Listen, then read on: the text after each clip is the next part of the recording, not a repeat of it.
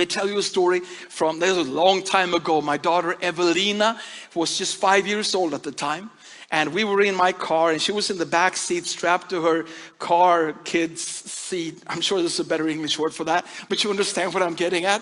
So she was back there and I was driving.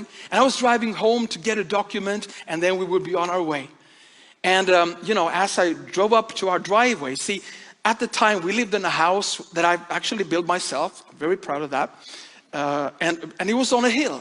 So the driveway was kind of sloping. So every time I parked, I needed to make sure that the gear is in parking mode and the emergency brake is pulled and everything. So I made sure of that. Then I turned to Evelina, back in the back seat, and I said, hey girl, I'm just gonna run in and get a document. You just sit there and I'll be back in a minute, okay? I got a thumbs up from my 5-year-old. I ran out of the car, ran up to the door, got the key out. Just as I was about to put the key in the door, I heard the most horrible crashing sound behind me. And I turned around and the car was not in the driveway anymore.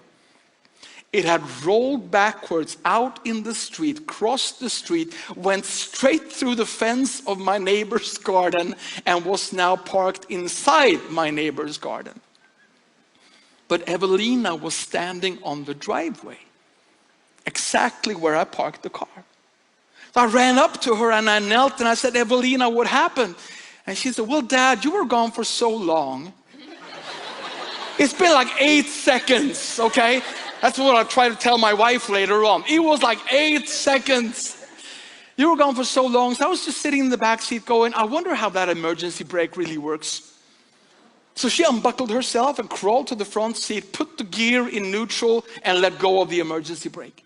I got a very clever 5-year-old there. But then I asked her, but the car must have gone backwards immediately. How did you get out of the car? Because even if she managed to open the door, the car going backward, the door would have crushed her. And she was standing at the exact same spot where I parked the car. And she looked at me and said, well, Dad, an angel lifted me out. And she shared her story about how she let go of the emergency brake. And immediately it was like time stopped.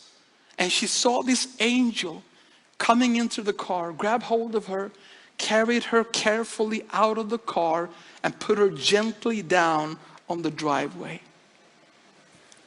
And when I heard that, first of all, I honestly have to say, okay, angel, if you were busy getting my daughter out of the car, could you have stopped the car?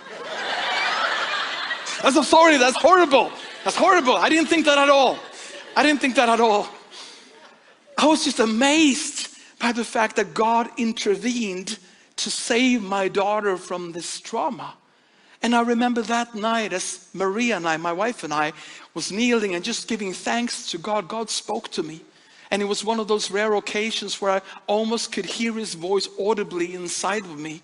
And he said, you have no idea how many attacks of the enemy that was sent out toward you and your family that fell down to the ground even before you knew about them because of your thanksgiving. And I'll never forget that. With that, I'm not saying that if you've suffered tragedies or hard times in your family, I'm not saying that that is because you haven't thanked God enough. That it doesn't work that way. This is a broken world and we don't know why things happen. But I do believe that if you just keep thanking God and keep thanking God, sooner or later freedom will come. Sooner or later freedom will come. Sooner or later that fish is going to spit you out on dry land if you just keep thanking God, because gratitude brings freedom. Amen.